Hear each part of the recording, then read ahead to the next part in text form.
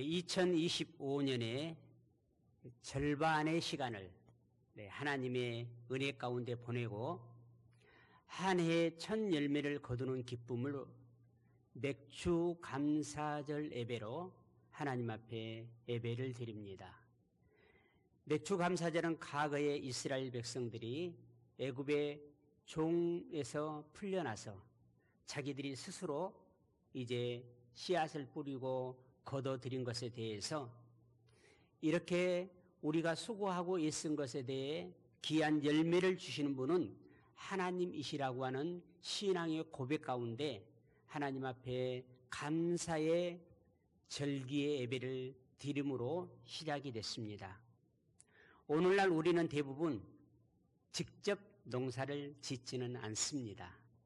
그러나 우리의 삶의 밭에 역시 그 뭔가를 뿌리며 거두며 살아가고 있습니다. 하나님께서 주신 시간과 건강, 재능이라는 밭에 우리는 하루도 쉬지 않고 매일매일 땀을 흘리며 수고의 씨앗을 뿌리며 살아가고 있습니다. 지난 6개월 동안 지나온 여러분의 마음밭에는 어떤 열매가 많이 맺혔습니까? 지난 6개월의 시간을 되돌아보니 감사의 열매가 풍성합니까? 아니면 아쉬움과 불평의 가라지가 무성합니까? 지난 6개월의 우리의 삶의 열매를 수확하고 그리고 타작해 보니 감사의 열매가 가득합니까? 아니면 원망과 불평의 쭉정이가 가득합니까? 우리가 사는 세상은 우리에게 더 많이 가지지 못함을 불평하게 합니다. 그리고 다른 사람과 나를 비교해서 그것에서 새로운 힘과 희망을 바라보게 하는 게 아니라 대부분 우리로 하여금 낙심하게 만듭니다.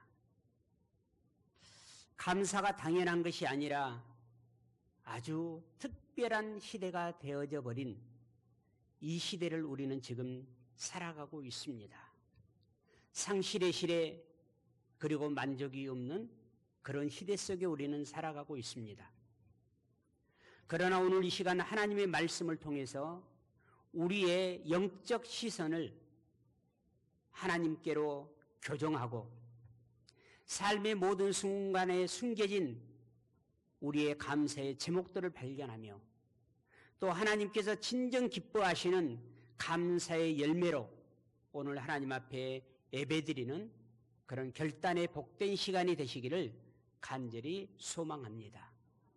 오늘 본문 말씀을 통해서 첫 번째로 지나온 시간을 돌아보며 감사를 세워보는 그러한 삶의 한 부분이 되어지기를 바랍니다.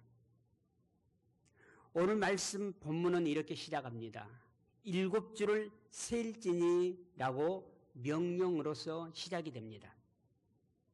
이는 단순히 날짜를 세는 그런 행위를 넘어서 49일이라는 시간 속에 나에게 베풀어 주신 하나님의 은혜의 흔적들을 하나하나 되짚어 보며 헤아려 보라는 영적인 하나님의 요청인 것입니다.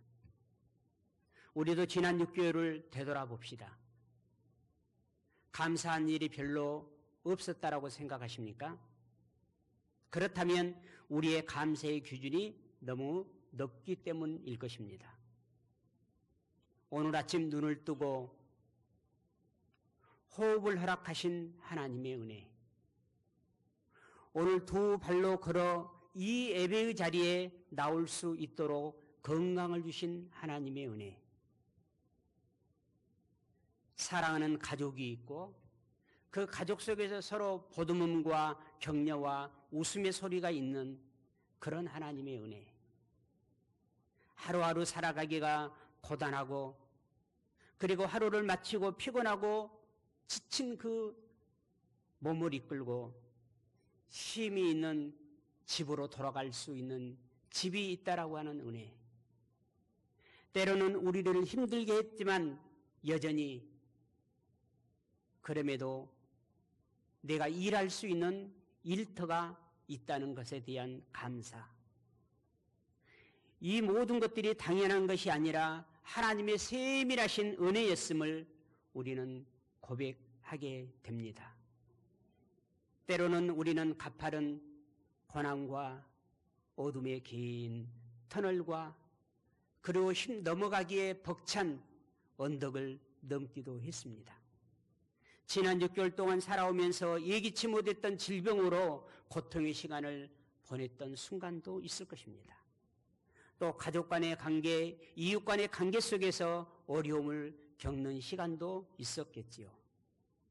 또한 재정적인 문제, 재정적인 궁핍함으로 눈물을 흘렸던 밤도 있었을 것입니다. 그러나 이러한 모든 터널의 끝에서 우리를 기다리시고 우리를 건져주시고 주저앉아 있을 때 우리의 팔을, 우리의 손을 붙잡아 일으켜 세워주시는 분이 하나님이심을 다시 한번 고백하고 기억하시기를 바랍니다. 고난 속에서 드리는 감사가 더 진실한 감사인 줄 압니다. 하나님께서는 우리가 드리는 감사가 마지못해 드리는 의무가 되지 않기를 원하십니다.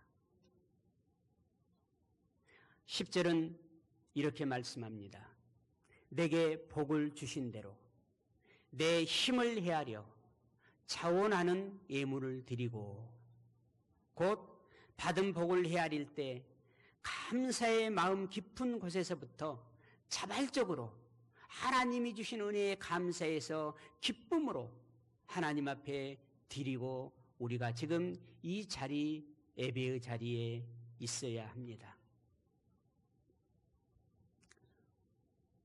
우리가 하루하루 살아가면서 하루에 잠들기 이전에 지나온 하루를 되돌아보면서 어떻게 해서든지 하나님이 내게 주신 은혜, 나와 함께 오늘 하루를 지냈던 사람들 중에서 내게 베풀어 주신 배려와 은혜를 한 3가지씩만 매일매일 생각하고 잠자리에 들 수 있다면 그 사람은 얼마 후에 진정으로 행복한 인생, 살만한 이 세상이구나라고 하는 그런 고백, 감사의 고백을 할 수 있게 될 줄로 믿습니다.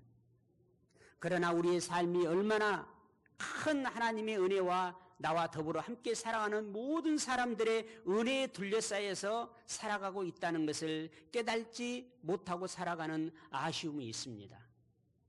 그러나 이번 감사절을 통해서 나와 함께 하시는 하나님, 내 주변에 나와 함께하는 사람들을 통해서 부어주는 그 작은 하나의 그 감사의 고백들이 쌓여서 우리를 행복한 삶으로, 행복한 인생으로 이끌어가는 길이 되어지는 그 길을 걸어가는 우리 한소망교회 사랑하는 성도 여러분들이 되시기를 예수 그리스도 이름으로 축복합니다.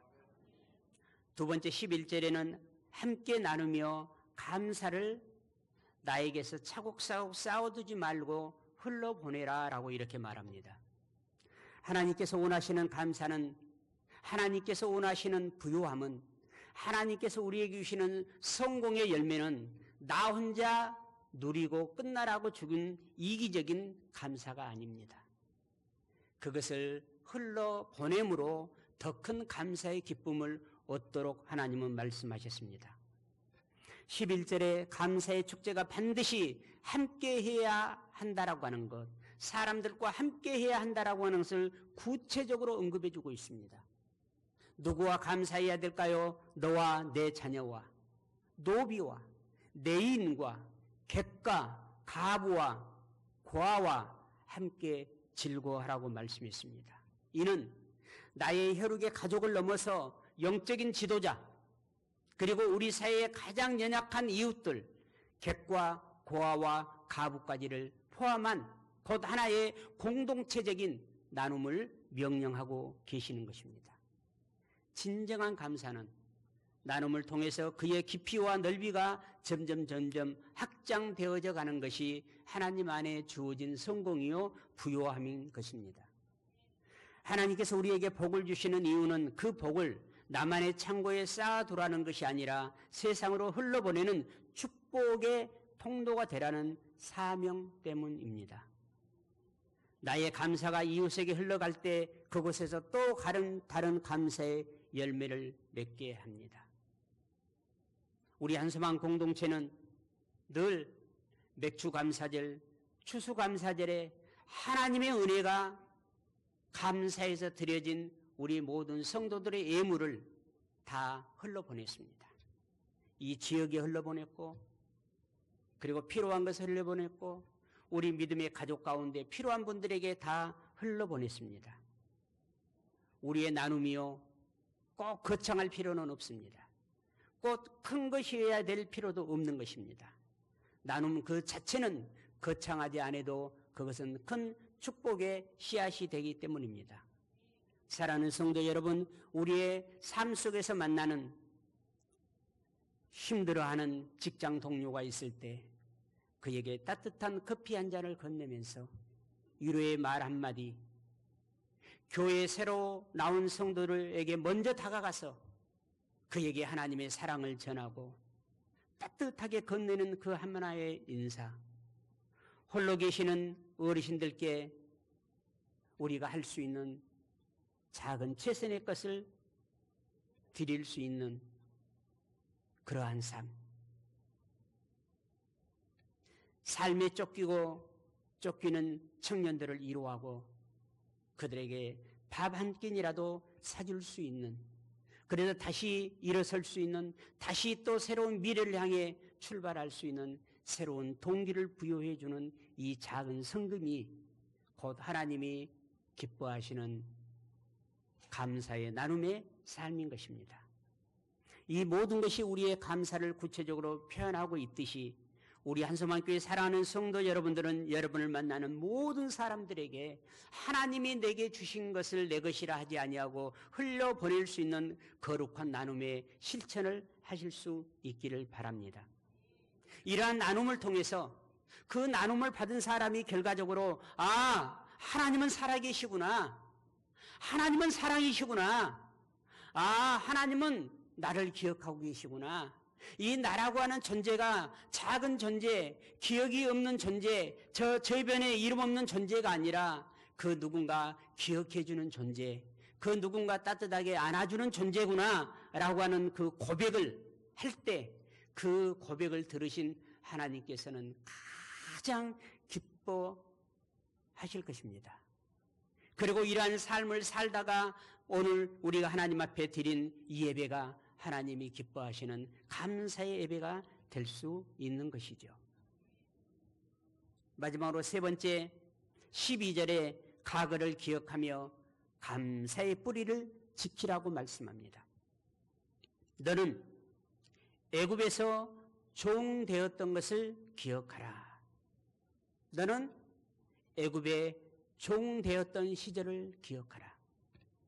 이스라엘 백성에게 애굽은 끔찍한 고통과 절망, 노예의 삶, 죽음의 삶 그 자체였습니다. 그 억압 속에서 그들의 스스로 힘으로는 결코 빠져나올 수 없는 절망의 늪, 절망의 구렁텅이였습니다. 그러나 하나님께서 그들을 구원하시어 자유를 주셨고 생명을 주셨고 이제 주인을 위해서 일하던 그들이 자기의 것을 거둬들이는 추수의 기쁨을 만끽하고 있습니다. 이 구원의 은혜를 기억하는 것이야말로 모든 감사의 출발점이자 흔들리지 않은 뿌리입니다. 저는 한소망교회를 생각할 때 한소망교회에 세운 주춧돌 7개를 기억하고 감사하고 있습니다. 어제도 새로운 상공부를 마치고 아직 저녁 식사도 하지 않은 우리 김영석 집사님을 데리고 한 교회를 방문했습니다. 아시는 분 기술자에게는 아무것도 아닌데 지난번에 우리 한소망교회가 세워짐에 있어서 가장 큰 주춧돌 역할을 감당했던 그 한 분의 딸 사이가 개척한 교회입니다. 그런데 예배 드리다가 두세 번 이 전원이 차단돼 버린대요. 그 장로님이 이번에 명예장례로 추대를 받으셔서 제가 기도하러 거기에 참여했는데 그날 또 예배를 드리는데 전원이 차단이 돼 버렸어요. 그래서 우리 김현수 집사님을 함께 가서 그 문제를 어젯밤에 늦게까지 해결해 주고 왔습니다. 왜 그런 마음이 제게 있었을까?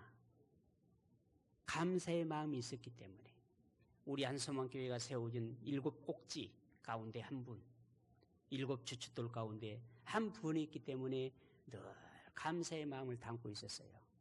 그런데 여러분에게 공개하는데 그때 예배를 드리는데 봐라, 그때 그분이 그 상황 속에서 그 많은 돈을 한 교회가 몇 년 동안 모아서 드린 그 예물보다 그 한 분이 한소망교회 개척을 해서 드린 예물이 더 컸다. 그래서 저희들이 우리 한소망교회 사랑하는 성도 여러분들이 그 딸이 사이가 개척할 때 어떻게 했어요? 우리가 감사해서 우리가 헌금을 드려서 수백만 원의 헌금을 그 개척 헌금으로 드려줬습니다. 그리고 감동을 주시는 거예요. 이제 은퇴를 했고 마지막이잖아요. 그런데 지금부터 25년 전에 그분이 드렸던 그 씨앗에 이자도 안 되는 돈, 제게 감동을 주셔서 얼마를 그 장로님과 권사님을 위해서 드려라. 그리고 그분들에게 이제까지 장로로서 섬겨온 것에 대해서 하나님의 보상, 다는 하나님의 나라에 더 큰 것이 있겠지만은 제주도 두 부부가 여행을 가도록 해라 라고 하는 감동이 제게 왔어요. 그래서 저희 교회에서 하나님이 주신 것 드려서 그 두 부부 장로님 권사님 이제까지 평생 섬겨 오시고 그분이 넉넉한 분이 아니셨거든요. 아마 그때 그분의 모든 것을 우리 교회에 헌금에 드려줬을 거예요. 지금으로 따져도 엄청나게 큰 돈입니다. 그래서 그분의 마음에 보상을 드릴 때 얼마나 이런 것들이 또 이어져서 감동이 되겠습니까? 여러분, 감사를 할 때, 애굽에 종되었을 때, 그때 아무것도 할 수 없었을 때, 제가 개척하려고 했을 때 제 그 통장에 800만 원이 있더라고요. 800만 원 가지고 뭘 하겠어요? 그래서 그 800만 원 돈 빼가지고 작은 교회 사모님들 전부 옷 한 벌씩 해드려 버렸습니다. 그리고 재료였습니다. 그런데 하나님이 약 2개월 만에 개척을 하게 했습니다. 저 뒤에 계신 저희 아버님 장로님도 아파트를 팔아서 상당한 액을 헌금해 주셨습니다. 이러한 꼭지점들, 또 우리 시작했던 우리 청년들, 함께했던 그 사람들을 통해서 우리 한소망교회가 개척됐고 오늘까지 이렇게 주의 일을 감당해 오고 있습니다. 애굽의 종되었던 시절을 우리 사랑하는 성도들이 기억하지 못한다면 우리 사랑하는 성도들이 우리 한 교회 개척하는데 우리 최선을 다해서 헌금합시다 하면 하겠습니까? 과거에 종되었던, 과거에 내가 어린 시절 아무것도 할 수 없을 때 나를 길러주신 부모님의 은혜를 생각한다면 효도하지 않을 자녀 아무도 없을 거예요. 여러분, 우리에게 애굽은 무엇입니까? 죄와 허물로 죽었던 영적인 상태, 세상의 가치관에 얽매여 방황하던 삶, 미래에 대한 두려움과 염려에 갇혀있던 그러한 우리의 삶의 모습들, 용서하지 못하는 미움의 종으로 살았던 지난날의 우리들의 삶이 바로 애굽 아니겠습니까? 그리고 그러한 삶에서 우리 스스로 구원할 능력이 우리는 전혀 없었습니다. 그러나 예수 그리스도께서 십자가에서 피 흘리심으로 우리의 모든 죄값을 치르시고 우리를 구원하여 하나님의 자녀 삼아 주셨습니다. 이 구원의 감격, 이 첫사랑의 은혜야말로 우리가 평생 동안 붙들고 기억해야 될 감사의 본질입니다. 애굽의 종 되었던 그 시절의 나를 기억해 보십시오. 그리고 누가 그 죄와 사망의 늪에서 나를 건져주셨는지 기억해 보십시오.